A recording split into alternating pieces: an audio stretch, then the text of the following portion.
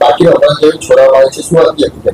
જી ગઈ તારીખ 31/3/2026 ના રોજ રાત્રે 10:30 વાગે પોલીસના પીસીઆર પર 112 પર કોલ આવેલ કે પોલીસ મદદની જરૂર છે, જેથી પીસીઆર જે તે જગ્યાએ પહોંચેલી અને ત્યાં ઉભેલા તેના મધર ફાધરે રજૂઆત કરેલ કે મારી 6 વર્ષની દીકરીને કોઈ માણસ અજાણ્યો અપહરણ કરી લઈ ગયેલ છે. ત્યારબાદ પોલીસ ઘટના સ્થળે પહોંચે છે, પોલીસ આજુબાજુ ચેક કરે છે અને સીસીટીવી જોવાનું ચાલુ કરે છે. ત્યારબાદ એક માણસ આ દીકરીને લઈને જતો દેખાય છે, જેનો પીછો કરતા કરતા વડોદ ગામથી આગળ જાડી ઝાંખરીવાળા સુધી રસ્તા સુધી જતો હોય છે, પરંતુ આગળની કોઈ લીડ મળતી નથી. ત્યારબાદ તમામ સિનિયર અધિકારી આવી જાય છે અને આગળની લીડ મેળવતા વડોદ ગામથી પ્રાઇમ માર્કેટની જતા રોડ ઉપર બીજા સીસીટીવી ફૂટેજમાં તે દેખાય છે, જેની શોધખોળ કરતા કરતા અમે આગળ જઈએ છીએ અને આગળ એક વેદાંત સાઈડ પર એક સિક્યુરિટી કર્મચારી આ દીકરીને લઈ જનાર કોઈ માણસને બતાવતા તે ઓળખી બતાવે છે કે આ માણસ અહીંયાથી 7 વાગે પસાર થયેલો હતો.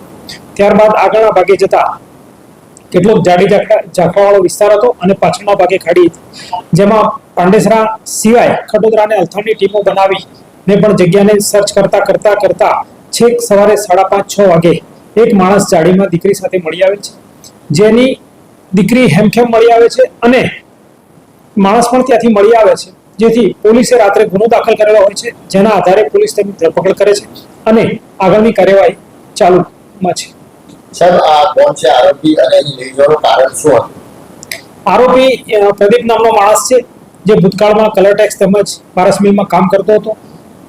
સાંજના ભાગે જે રીતે એને ઉઠાવવામાં આવી છે તે મુજબ તેને પોતે કબૂલાત પણ કરેલી છે કે તે કોઈ ખરાબ ઇરાદાથી આ છોકરીને લઈ ગયો હતો, પરંતુ સંજોગો વસાત અથવા નસીબના જોગે જે પણ કંઈ કહો તે છોકરી ખૂબ જ સલામત રીતે મળી આવેલ છે અને છોકરી સાથે કોઈ અઘટિત ઘટના બનેલાનું નહીં જણાવેલ મેડિકલ રિપોર્ટમાં આવેલ છે, જેથી છોકરી ખૂબ સલામત હોય, બીજી કોઈ અન્ય ચિંતાનું કારણ નહોતું.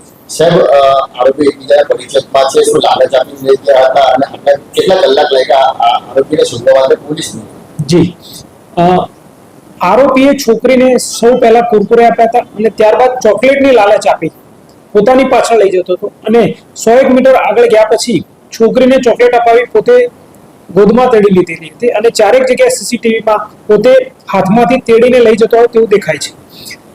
બનાવ 6:30-7 વાગ્યાનો હતો, પરંતુ માતા પિતાએ પોલીસને 10:30-11 વાગે જાણ કરેલી અને પોલીસે 11 વાગ્યાથી શરૂ કરીને લગભગ સવારે 6:30 સુધી હું પોતે 2 પીઆઈ, ડિસ્ટાફ પીએસઆઈ, માણસો ખટોદરા અને અલથાણની ટીમો મળી કુલે 30 થી 35 માણસોએ આખી રાત સતત જ્યાં જ્યાં પણ શક્યતાઓ દેખાય ત્યાં તપાસ કરી હતી અને વચ્ચેથી આરોપીનો મોબાઈલ ઓળખાણ થતા આરોપીનો મોબાઈલ પણ મળ્યો, જેથી 2-3 વાર તેના લોકેશન પણ લીધેલા, જેના આધારે પણ અમે આરોપી સુધી પહોંચી શકે.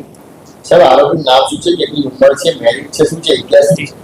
આરોપીનું નામ છે પ્રદીપ ઉર્ફે ભગવત, જેની ઉંમર 33 વર્ષની છે, પોતે મેરિડ છે, તેની 2 દીકરીઓ છે અને તે બિહારના ઔરંગાબાદ જિલ્લાનો વતની છે.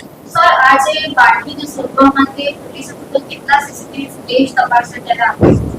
જી, બાળકીને શોધવા માટે લગભગ 40 થી 45 સીસીટીવી ફૂટેજ જે વડોદ ગામમાં ભૂતકાળમાં નહોતા અને એ પણ પોલીસે મહેનતથી લગાવેલા હતા અને 40 થી 45 ફૂટેજ સમય અનુસાર ચેક કરતા કરતા બાળકીની લીડ મળી હતી.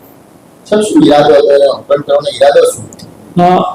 ઈરાદો કરવાનો તો સ્પષ્ટ એનો દુષ્કર્મ કરવાનો હોય એવું જણાય છે, પરંતુ સદનસીબે મેડિકલ રિપોર્ટમાં એવા કોઈ એવિડન્સ મળ્યા નથી.